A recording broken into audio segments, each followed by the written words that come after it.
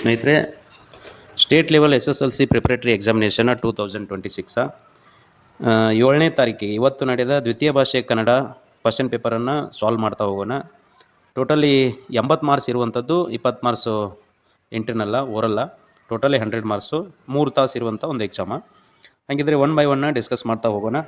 First ಒನ್ನ, ಈ ಕೆಳಗಿನ ಪ್ರಶ್ನೆಗಳಿಗೆ ಅಥವಾ ಅಪೂರ್ಣ ಹೇಳಿಕೆಗಳಿಗೆ 4 ಆಯ್ಕೆಗಳನ್ನು ನೀಡಲಾಗಿದೆ. ಅವುಗಳಲ್ಲಿ ಸೂಕ್ತವಾದ ಉತ್ತರವನ್ನು ಕ್ರಮದೊಂದಿಗೆ ಬರೆಯಿರಿ ಅಂತೇಳಿ ಕೊಟ್ಟಾರೆ. ಅಂದರೆ MCQ ಕ್ವಶನ್ಸನ್ನು ಕೊಟ್ಟಿರುವಂಥದ್ದು.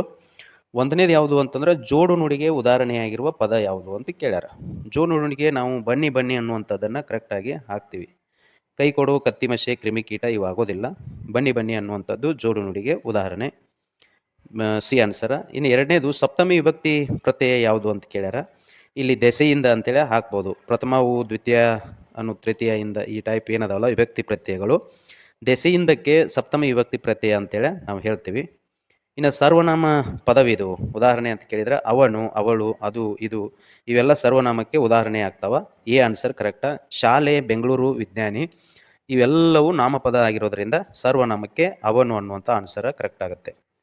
ಇನ್ನು ಫೋರ್ತ್ ಒನ್ ಭೂತಕಾಲ ಸೂಚಕ ಪದ ಅಂದ್ರೆ ಭೂತ, ಭವಿಷ್ಯತ್ತ, ವರ್ತಮಾನ ಅಂತ ನೋಡ್ತೀವಿ. ಈ ಭೂತ ಅನ್ನುವಂಥದ್ದು ಮುಗಿದು ಹೋಗಿರುವಂಥ ಘಟನೆಗೆ ಹೇಳ್ತೀವಿ. ನೋಡಿದನು, ಎ ಆನ್ಸರ್ ಕರೆಕ್ಟ್ ಆಗುತ್ತೆ. ನೋಡುವನು ಭವಿಷ್ಯತ್ ಕಾಲ, ನೋಡುತ್ತಾಳೆ ಆಮ್ಯಾಗ ಇದು ಏನು ವರ್ತಮಾನ ಕಾಲ, ಆಮ್ಯಾಗ ನೋಡುವಳು ಇದು ಭವಿಷ್ಯತ್ ಕಾಲ. ಹೀಗಾಗಿ ನೋಡಿದನು ಇದು ಭೂತಕಾಲಕ್ಕೆ ಉದಾಹರಣೆಯನ್ನು ಕೊಡಬಹುದು. ಇನ್ನು ಸೆಕೆಂಡ್ ಮೇನ, ಕೆಳಗಿನ ಪ್ರತಿಯೊಂದು ಪ್ರಶ್ನೆಗಳಿಗೆ ಒಂದೊಂದು ವಾಕ್ಯದಲ್ಲಿ ಉತ್ತರಿಸಿ ಅಂತ ಕೇಳ್ಯಾರ. 12 ಕ್ವಶನ್ ಕೊಟ್ಟಿರುವಂಥದ್ದು, ಒಂದೊಂದು ಮಾರ್ಕ್ಸು. 5ನೇದು ನೋಡ್ಕೊತ ಹೋಗೋದಾದ್ರೆ ಶ್ರೀ ಪಂಡಿತಾರಾಧ್ಯ ಶಿವಾಚಾರ್ಯರ ಪ್ರಕಾರ ಹಸಿಮಸಿ ಎಂದರೆ ಏನು ಅಂತೇಳಿ ಕೇಳ್ಯಾರ.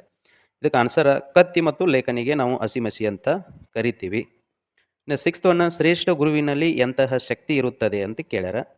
ಶ್ರೇಷ್ಠ ಗುರುವಿನಲ್ಲಿ ಅಜ್ಞಾನವನ್ನು ನಾಶ ಮಾಡುವ ಶಕ್ತಿ ಇರುತ್ತದೆ ಅಂತ ಬರಿಬೇಕು. 7th ಒನ್ ಸಸ್ತನಿಗಳ ಆಶ್ರಯದಾನಗಳು ಯಾವ್ಯಾವು ಅಂತ ಕೇಳ್ಯಾರ. ಸಸ್ತನಿಗಳು ಅಂತಂದ್ರೆ ಕಾಡು, ಗುಹೆ, ನೀರು, ಪ್ರಾಣಿಗಳಿಗೆ ಅಂತ ಹೇಳ್ತೀವಿ. ಎಲ್ಲದರಲ್ಲಿನೂ ಬದುಕುವಂಥ ಸಸ್ತನಿಗಳಂತೇಳಿ ನಾವು ಹೇಳ್ತೀವಿ. ಇನ್ನು 8th ಒನ್ ವೇನ್ಸ್ತಾಂಗ್ ಹರಿದ್ವಾರವನ್ನು ಏನೆಂದು ಕರೆದಿದ್ದಾನೆ.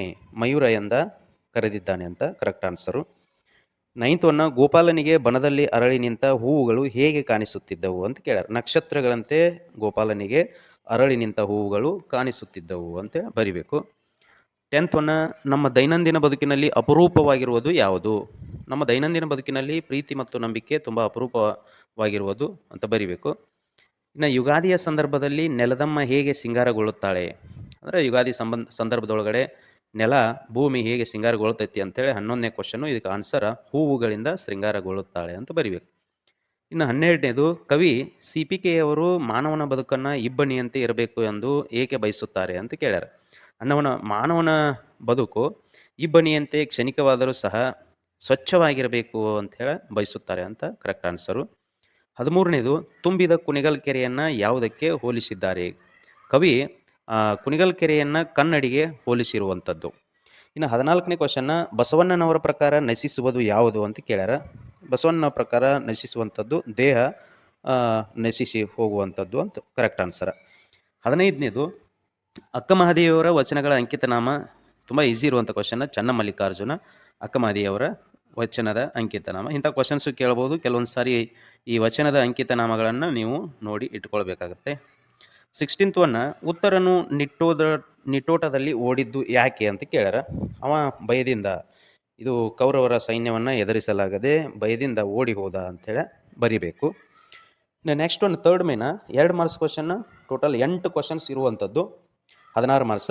17ನೇ ಕ್ವಶನ್ ನೋಡ್ರಿ. ಸರ್ವಜ್ಞ ಕವಿಯು ಕೃಷಿಯ ಬಗ್ಗೆ ಹೇಳಿರುವ ವಚನ. ಸರ್ವಜ್ಞ ಕವಿ ಉಳುವುದಕ್ಕೆ ಮೊದಲು ಹೂಳಬೇಕು ಅಂತೇಳಿ ಹೇಳಿರುವಂಥದ್ದು. ಅಂದರೆ ಅವನ ವಚನದಲ್ಲಿ ಕೃಷಿಯ ಬಗ್ಗೆ, ಭೂಮಿಯ ಬಗ್ಗೆ ಎಕ್ಸ್ಪ್ಲನೇಷನ್ ಕೊಟ್ಟಿರುವಂಥದ್ದು. ತುಂಬ ಸೊಗಸಾಗಿರುವಂಥ ಒಂದು ಪದ್ಯ. 18ನೇ ಕ್ವಶನ್ ಹಕ್ಕಿಗಳು ಗೂಡನ್ನು ನಿರ್ಮಿಸುವ ಉದ್ದೇಶ. ಯಾವಾಗಲೂ ಹಕ್ಕಿಗಳು ಗೂಡುಗಳನ್ನು ನಿರ್ಮಿಸುವ ಉದ್ದೇಶ ಏನಪ್ಪ ಅಂತಂದ್ರೆ ರಕ್ಷಣೆ ಮತ್ತು ಅವುಗಳ ಸಂತಾನೋತ್ಪತ್ತಿಯನ್ನು ಮಾಡಲು ಅವುಗಳು ಗೂಡುಗಳನ್ನು ನಿರ್ಮಿಸುತ್ತವೆ ಅಂತ ಕರೆಕ್ಟ್ ಆನ್ಸರು. ಇನ್ನು 19 ಹರಿದ್ವಾರಕ್ಕೆ ಕಪಿಲ ಸ್ಥಾನ ಎಂದ ಹೆಸರು ಬರಲು ಕಾರಣ. ಅಂದರೆ ಕಪಿಲ ಮುನಿಗಳು ತಪಸ್ಸು ಮಾಡಿರೋದ್ರಿಂದ ಹರಿದ್ವಾರಕ್ಕೆ ಕಪಿಲ ಸ್ಥಾನ ಅನ್ನುವಂಥ ಹೆಸರು ಬಂತು. ಇನ್ನು 20 ಅಸೌಜನ್ಯ ನಡವಳಿಕೆಗೆ 2 ಉದಾಹರಣೆ ಕೊಡಿ ಅಂತ ಕೇಳ್ಯಾರ. ಏನು ಗೌರವ ನೀಡದಿರುವುದು ಮತ್ತು ಕಠಿಣ ಮಾತು, ಇವು ಅಸೌಜನ್ಯ ನಡವಳಿಕೆಗೆ 2 ಉದಾಹರಣೆ ಅಂತ ನಾವು ಬರಿಬೋದು. ಇನ್ನಿತರ ನೀವು ಬೇರೆ ಬೇರೆನೂ ಕೂಡ ಬರಿಬೋದು. 21ನೇ ಕ್ವಶನ್ನ, ಕುಣಿಗಲ್ ಕೆರೆ ನೋಡುವವರಿಗೆ ಹೇಗೆ ಕಾಣುತ್ತಿತ್ತು ಅಂತ ಕೇಳ್ಯಾರ. ಕುಣಿಗಲ್ ಕೆರೆ ಒಂದು ಕನ್ನಡಿಯಂತೆ ಕಾಣುತ್ತಿತ್ತು, ಮನಮೋಹಕ ಮತ್ತು ಶಾಂತ ರೀತಿಯಲ್ಲಿ ಒಂದು ದೊಡ್ಡ ಕನ್ನಡಿಯಂತೆ ಕಾಣುತ್ತಿತ್ತು, ಮೂಡಲ್ ಕುಣಿಗಲ್ ಕೆರೆ ಅಂತ ಬರಿಬೇಕು. ಇನ್ನು 22ನೇ ಕ್ವಶನ್ನ, ವೇಷ ಮತ್ತು ಆಚರಣೆಯ ಬಗ್ಗೆ ಸಿದ್ದರಾಮರ ಆಂತರಿಕ ಶುದ್ಧತೆ ಮುಖ್ಯ ಮತ್ತು ಭಕ್ತಿ ಮುಖ್ಯ ಅನ್ನುವಂಥದ್ದು ಸಿದ್ದರಾಮರು ಹೇಳಿರುವಂಥದ್ದು ವೇಷ ಮತ್ತು ಆಚರಣೆ ಬಗ್ಗೆ. 23ನೇ ಕ್ವಶನ್ನ, ಕಳ್ಳರ ಗುರುವಿನ ಮನ ಪರಿವರ್ತನೆ ಹೇಗಾಯಿತು ವಿವರಿಸಿ ಅಂತ ಕೇಳ್ಯಾರ. ಅಲ್ಲಿ ಸಂತರ ಉಪದೇಶದಿಂದ ಕಳ್ಳರ ಗುರುವಿನ ಮನ ಪರಿವರ್ತನೆ ಆಯಿತು ಅಂತ ಬರಿಬೇಕು. ಇನ್ನು 24ನೇ ಕ್ವಶನ್ನ, ಕವಿ ಶ್ರೀ ವಿಜಯರ ಅಭಿವ್ಯಕ್ತಿಯನ್ನ ಕನ್ನಡ ನಾಡಿನ ವಿಸ್ತಾರವೇನು ಅಂತ ಕೇಳ್ಯಾರ. ಈ ಶ್ರೀ ವಿಜಯ ಅನ್ನುವಂಥವ್ರು ಅವರ ಗ್ರಂಥದಲ್ಲಿ ಕನ್ನಡ ನಾಡಿನ ಬಗ್ಗೆ ಕಾವೇರಿಯಿಂದ ಗೋದಾವರಿಯವರೆಗೆ ಕನ್ನಡ ನಾಡು ಹಬ್ಬಿತ್ತು ಅಂತ ಹೇಳಿ ವಿವರಿಸ್ತಾರ. ಅದು ಕರೆಕ್ಟ್ ಆನ್ಸರ್ ಅಂತ ನಾವು ಬರಿತೀವಿ. ಇನ್ನು 4th ಮೇನ್ ನೋಡೋದಾದ್ರೆ, ಇಲ್ಲಿ ಕೆಳಗಿನ ಕವಿ ಸಾಹಿತಿ ಜನ್ಮಸ್ಥಳ, ಕಾಲ, ಕೃತಿ ಮತ್ತು ಬಿರುದು ಪ್ರಶಸ್ತಿಗಳನ್ನು ಬರೆಯಿರಿ ಅಂತ ಕೇಳ್ಯಾರ. ಅಂದರೆ ಯಾವುದಾದ್ರೂ ಒಬ್ಬರು ಪೊಯೆಟ್ ನೇಮನ್ನು ಕೊಟ್ಟಿರ್ತಾರೆ, ಈ ಸಾಹಿತಿ ನೇಮ್ ಕೊಟ್ಟಿರ್ತಾರೆ, ಅವರು ಎಲ್ಲಿ ಹುಟ್ಟಿದ್ರು, ಅವ್ರ ಕಾಲ ಏನು ಮತ್ತು ಅವ್ರು ಬರೆದಂಥ ಕೃತಿಗಳು ಯಾವುವು, ಅವರು ಪಡ್ಕೊಂಡಂಥ ಬಿರುದುಗಳನ್ನು ನಾವು ಅಲ್ಲಿ ಎಕ್ಸ್ಪ್ಲೇನ್ ಮಾಡಬೇಕಾಗತ್ತೆ. ಹಾಗಿದ್ರೆ ಇವರು CP ಕೃಷ್ಣಕುಮಾರ್ ಅನ್ನುವಂಥವ್ರು ಕೊಟ್ಟಾರ. ಇವರು ಮೈಸೂರು ಜಿಲ್ಲೆಯವರು, 20ನೇ ಶತಮಾನದಲ್ಲಿ ಇದ್ದಂಥ ಕವಿ. ಇವರ ಕೃತಿಗಳನ್ನು ಹೇಳಬೇಕಾತಂದ್ರೆ ಸ್ವಾಗತಾನ ಮತ್ತು ಪ್ರದಕ್ಷಿಣೆ ಅಂತೇಳಿ ಹೇಳ್ಬೋದು. ಇವರು ಪಡ್ಕೊಂಡಂಥ ಕೆಲವೊಂದು ಬಿರುದು ಪ್ರಶಸ್ತಿ ಅಂತ ಕೇಳಿದ್ರೆ ಕರ್ನಾಟಕ ಸಾಹಿತ್ಯ ಅಕಾಡೆಮಿ ಅವಾರ್ಡನ್ನು ಸಹಿತ ಇವರು ಪಡ್ಕೊಂಡಾರ ಅಂತೇಳಿ ಒಂದು 7ರಿಂದ 8 ಲೈನ್ ಒಳಗಡೆ ನೀವು ಬರೆದ್ರೆ 3 ಮಾರ್ಕ್ಸು ಬರಬಹುದು. ಇನ್ನು 5th ಮೇನ, ಈ ಕೆಳಗಿನ ಪದ್ಯದ ಸಾರಾಂಶವನ್ನು ವಾಕ್ಯ ರೂಪದಲ್ಲಿ ಬರೆಯಿರಿ ಅಂತ ಕೇಳ್ಯಾರ.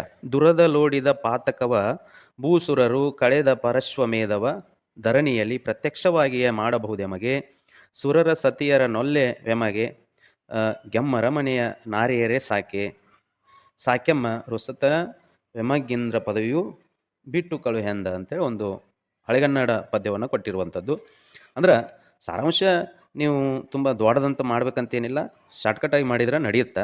ಇಲ್ಲಿ ಯುದ್ಧದಲ್ಲಿ ಮಾಡಿದ ಪಾಪವನ್ನು ಅಶ್ವಮೇಧ ಯಾಗದಿಂದ ತೊಳೆಯಲಾಗುವುದಿಲ್ಲ, ಸ್ವರ್ಗದ ಅಪ್ಸರಿಯರ ಆಸೆ ನಮಗಿಲ್ಲ, ನಮ್ಮ ಅರಮನೆ ಹೆಂಗಸರೇ ನಮಗೆ ಸಾಕು, ನಮಗೆ ನಮ್ಮ ಮಗನೇ ಬೇಕು, ಇಂದ್ರನ ಪದವಿ ಬೇಡ, ನಮ್ಮನ್ನು ಬಿಟ್ಟು ಹೋಗಬೇಡ ಎಂದು ಹೇಳುವ ಕೌಟುಂಬಿಕ ಪ್ರೀತಿ ಬೇಕು ಅಂತೇಳಿ ಇದರ ಸಾರಾಂಶ ಇರುವಂಥದ್ದು. ಇಷ್ಟು ಬರೆದ್ರೂ ಸಾಕಾಗುತ್ತೆ. ಇನ್ನು ನೆಕ್ಸ್ಟ್ ಇನ್ನೂ ಒಂದಿಟ್ಟು ಹೆಚ್ಚು ಬರೆದ್ರೂ ನಡೆಯುತ್ತೆ. 6th ಮೇನನ್ನು ನೋಡೋದಾದ್ರೆ, ಈ ಕೆಳಗಡೆ ಕೊಟ್ಟಿರುವಂಥ ಅಲಂಕಾರವನ್ನು ಗುರುತಿಸಿ ಅದರ ಲಕ್ಷಣ ಸಮನ್ವಯಗೊಳಿಸಿ ಅಂತ ಕೇಳ್ಯಾರ. 3 ಮಾರ್ಕ್ಸ್ ಇರುವಂಥ ಕ್ವಶನ್ನ.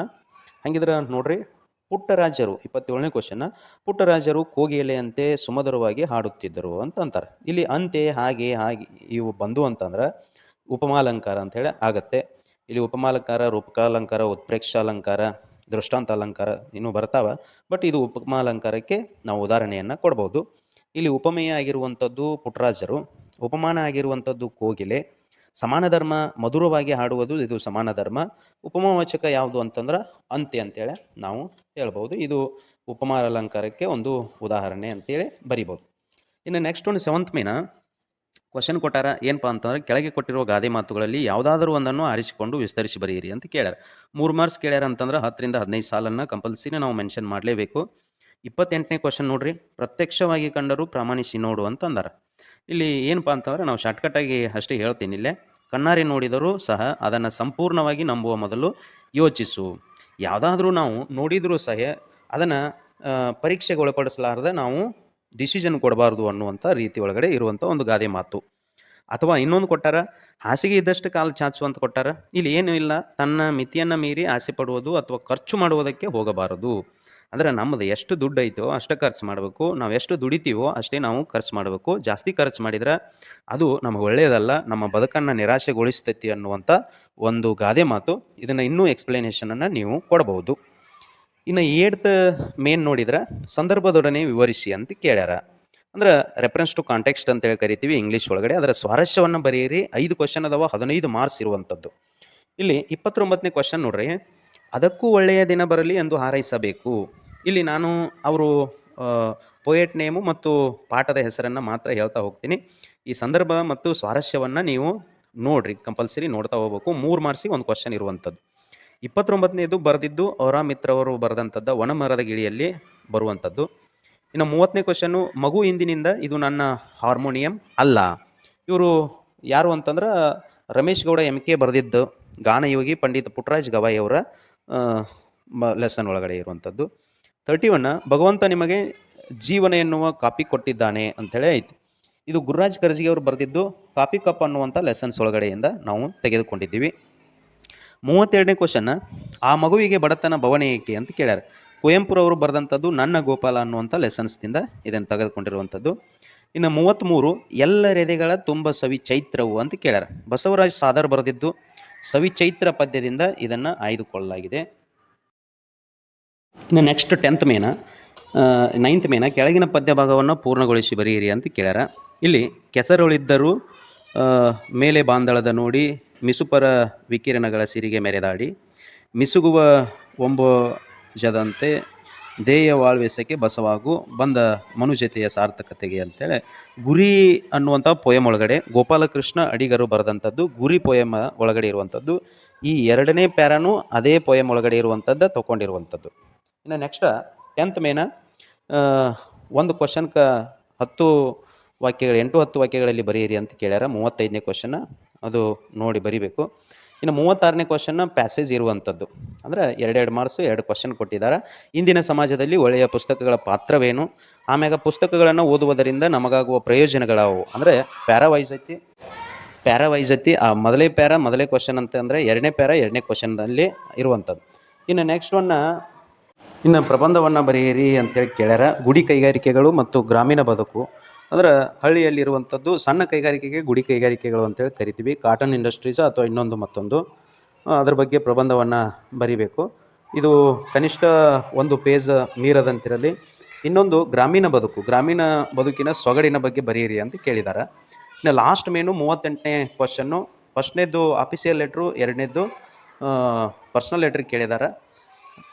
ಅವುಗಳನ್ನು ಅಲ್ಲಿ ಪ್ರಾಮ್ ಅಡ್ರೆಸ್ ಬರೀಲಿಕ್ಕೂ ಹೆಸರುಗಳನ್ನು ಕೊಟ್ಟಿರುವಂಥದ್ದು ಅವ್ನು ಮೆನ್ಷನ್ ಮಾಡಿ ಬರೆದ್ರೆ ಮುಗಿಯುತ್ತೆ. ಇದು 80 ಮಾರ್ಕ್ಸ್ ಕ್ವಶನ್ ಪೇಪರ್ ಇರುವಂಥದ್ದು. ತುಂಬ ಈಸಿ ಇದೆ. ಇದೇ ಬೇಸ್ಮೆಂಟ್ ಮೇಲ್ಗಡೆ ನೆಕ್ಸ್ಟ್ ಪ್ರಿಪ್ರೇಟರಿ ಎಕ್ಸಾಮಲ್ಲಿ ಅಥವಾ ಲಾಸ್ಟ್ ಎಕ್ಸಾಮಲ್ಲಿ ಕೇಳಿರುವಂಥದ್ದು. ಎಲ್ರಿಗೂ ನಮಸ್ಕಾರ.